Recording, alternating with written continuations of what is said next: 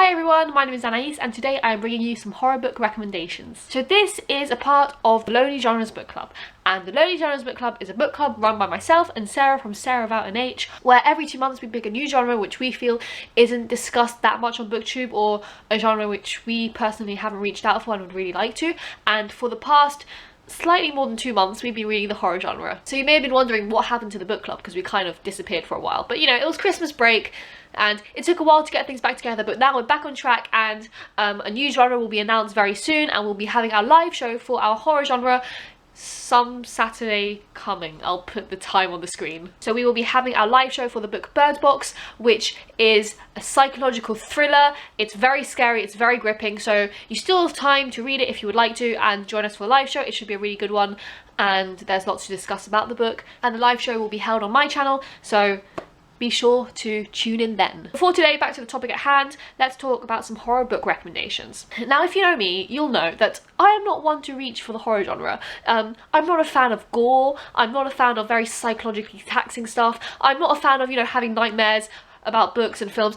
It's not really my field. So reading BIRDBOX was a very interesting experience because it's just unlike anything I've ever read.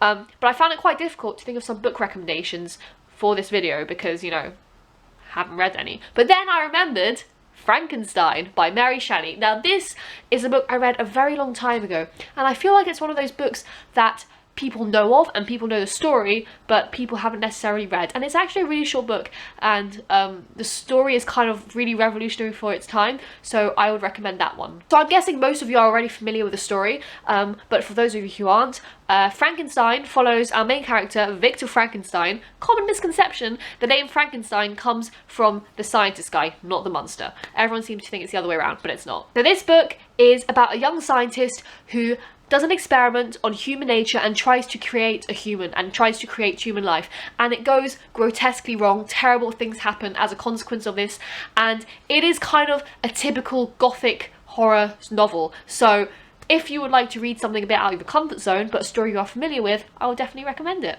And to go on from that, to give a recommendation of the horror film, I guess, there are so many great adaptations of this book, and one of the adaptations of Frankenstein which I really loved was a production of it done quite recently, a few years ago I think, starring Johnny Lee Miller and Benedict Cumberbatch. Now they each played both the scientist and the monster, and because I am the way I am and I love Benedict Cumberbatch, I went to see 2 screenings of this production where Benedict Cumberbatch was both the scientist and the monster, and it was very interesting because I feel like this book translated onto a visual thing is so intense and so gripping and interesting, because obviously seeing the monster come to life is so exciting, and I'm sure you can find that adaptation online somewhere. Not that I encourage illegal stuff, but it was a good time, so I'll try and leave a link to it if I can find a clip of it down below. The book I'm going to recommend is House of Leaves by Mark Danielewski. Don't know if I said that right. This book follows 3 people: an old blind man, a young apprentice in a tattoo shop, and a ghost of a woman haunting this building in Ohio. The 3 characters narrate the story of a family who move into a home that has these endless shifting hallways, and as they try to discover more of their home, they realize that there is some darkness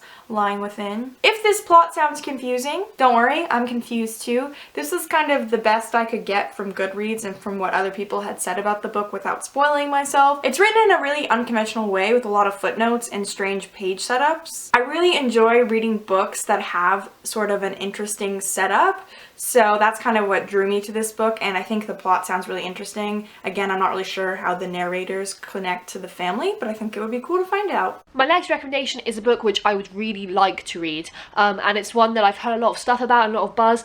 It kind of came about a few years ago, I think, and it is The Haunting of the Sunshine Girl by Paige Mackenzie. Now, if that name sounds familiar, something really interesting about this book is it actually was adapted from a YouTube series. So this girl made a series of videos on YouTube, I'll link the page down below, where she created this horror story, and then that was translated into book form, and I do have the book, but it is one that I would really like to read, just because the idea of a book being adapted from YouTube is so interesting. And what it's basically about is a haunted house. It looks very atmospheric, and I can't wait to read it. That's all the recommendations I have for you today. Thank you very much for watching, and tune in for the live show, and I'll see you soon. Bye!